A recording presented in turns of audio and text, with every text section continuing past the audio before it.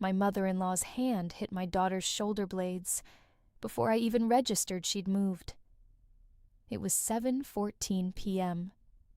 I remember, because I just checked my phone to see if the babysitter for our older kid had texted back. The living room smelled like candle wax and red wine, and somebody's cousin was refilling the cheese tray. Sofia was 7, wearing the yellow dress she'd picked out herself, and she'd knocked over a plastic cup of juice on Diane's cream-colored rug. A small stain, the size of a dinner plate. Diane grabbed her by both shoulders and pushed her toward the front door. "Some children just aren't trained for nice things," she said, loud enough for the whole room to hear. "Go wait outside like a dog." Sofia didn't cry right away. She just stood on the porch in the cold, looking back through the glass storm door at 20-some adults who had all gone quiet, and then, one by one, gone back to their conversations. But here's what none of them knew. In 6 years of quietly keeping this woman's finances afloat, I had never once asked for a thank you. That was about to change, and what I found in her desk 3 weeks later would make sure of it. Welcome back to Home of Secrets. I'm Renata, 38, a family law paralegal from Albuquerque.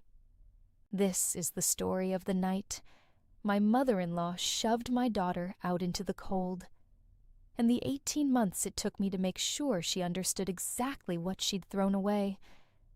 Drop a comment, and be sure to subscribe. I married into the Kolk family at 26, and from the first Thanksgiving, I understood my role: useful, competent, and invisible.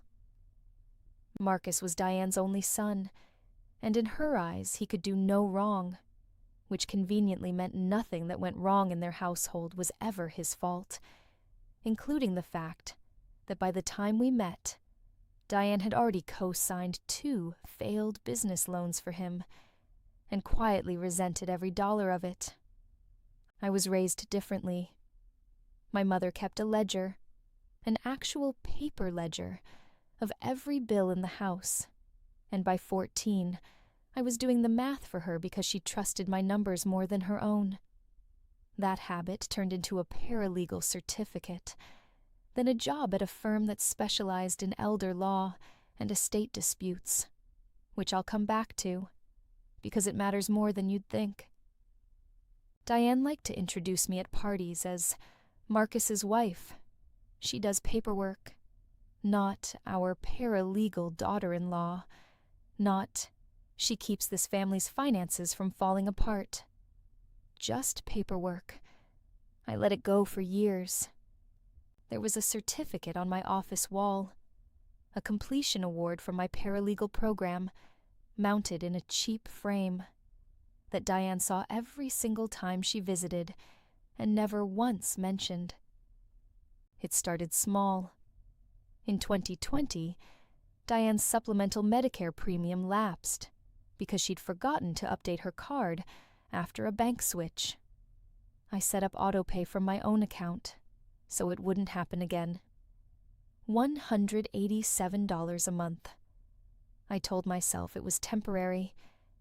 Then in 2022, the reverse mortgage on her house came up short on a required maintenance escrow, $340 a month, or she'd be in violation of the loan terms. I covered that too. Nobody asked me to. I just did the math, saw the number, and quietly fixed it, the way I'd fixed my mother's checkbook at 14. By the night of Diane's 60th birthday party, I had paid $41,600 across 6 years. Insurance premiums, escrow shortfalls, a furnace replacement she told everyone Marcus had handled. He hadn't touched $1 of it. At a church potluck the spring before, Diane had introduced me to her pastor's wife as Marcus's wife. She's very organized. Bless her heart. I smiled. I always smiled, if you've ever been the one holding a family together while getting credit for none of it. Stay with me, because this next part is where it started to change. The party was Diane's 60th, at her house, with maybe 25 people. Her church friends, her sister Carol, a few cousins, us. Sofia had been excited for a week. She'd picked the yellow dress herself. At 7:14 p.m., Sofia reached for a napkin and knocked her juice cup onto the rug. Before I could even stand up, Diane had both hands on my daughter's shoulders, hauling her toward the door. Some children just aren't trained for nice things. Go wait outside like a dog. The room went silent. Nobody moved. Not Carol, not the pastor's wife, not Marcus, who stood by the drink table with a beer in his hand and said nothing at all. I didn't yell. I walked to the door, opened it, and picked my daughter up off the cold porch. I got her coat. I got our things. I said one sentence to Diane, "We're leaving," and I left.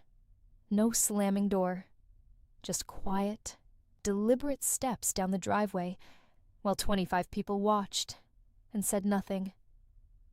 The next morning, I opened my banking app and canceled the auto-pay on Diane's supplemental insurance premium. Then, I called the mortgage servicer and removed myself as the secondary contact on the escrow shortfall account, effective immediately. I didn't do this in anger. I did it the way I close out a file at work, methodically, in order, each step logged with a date and a reason. $41,600 over 6 years, and as of that Tuesday morning, the arithmetic simply stopped. I told Marcus what I'd done. He asked me to reconsider, for his mother's sake. I told him I'd reconsider when his mother apologized to our daughter. He didn't bring it up again for weeks. Within a week, Diane was telling her sister Carol and half the church that I'd abandoned her financially out of spite over a little accident with a rug. Nobody mentioned the part where she'd shoved a 7-year-old. I didn't correct anyone. I opened a folder, a real one, physical, the same kind I use at work, and I started logging every payment, every date, every conversation, without commentary. Just facts. If you've ever had someone rewrite the story of your own life while you stood there holding the receipts, you understand why I didn't say a word yet. 3 weeks after the party, I went to Diane's house to pick up a coat Sofia had left behind. Diane wasn't home. Carol let me in. While looking for the coat in the hall closet, I found a manila folder wedged behind some boxes. Old loan paperwork. It was a $12,000 personal loan from 2024, co-signed with my name on it.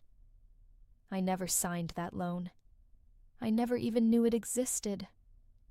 The signature was close, but I've reviewed enough signature discrepancies in probate disputes at work to know a forgery when I see one.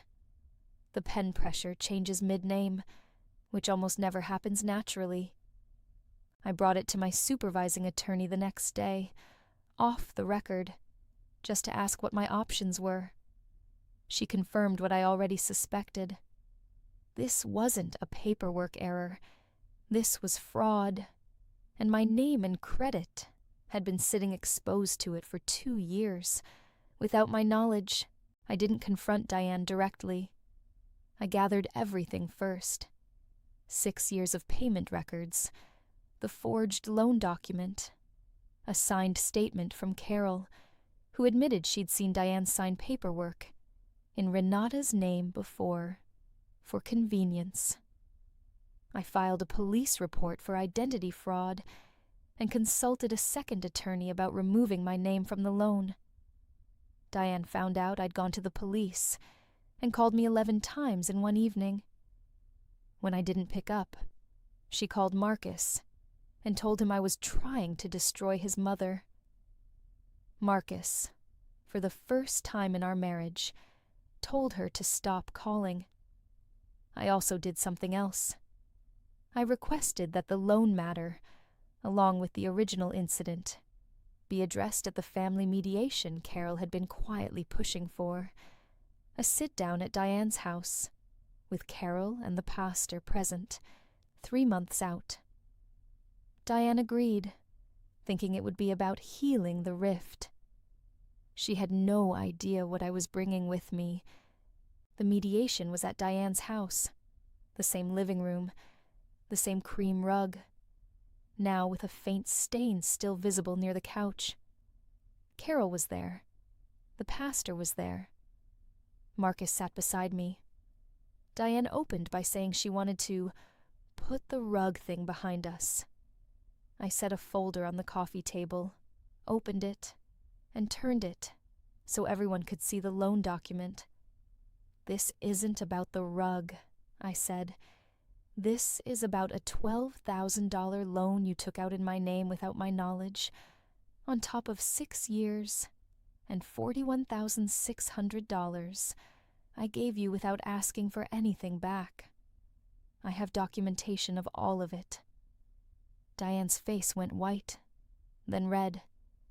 "You ungrateful. After everything I've done for this family." "You shoved my daughter out into the cold and called her a dog," I said, "in front of everyone in this room. Nobody said a word then either."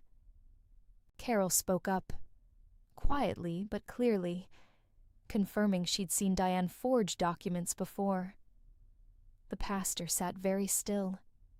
Diane started shouting that I was trying to ruin her, that I'd always been just paperwork to this family, and I should remember my place.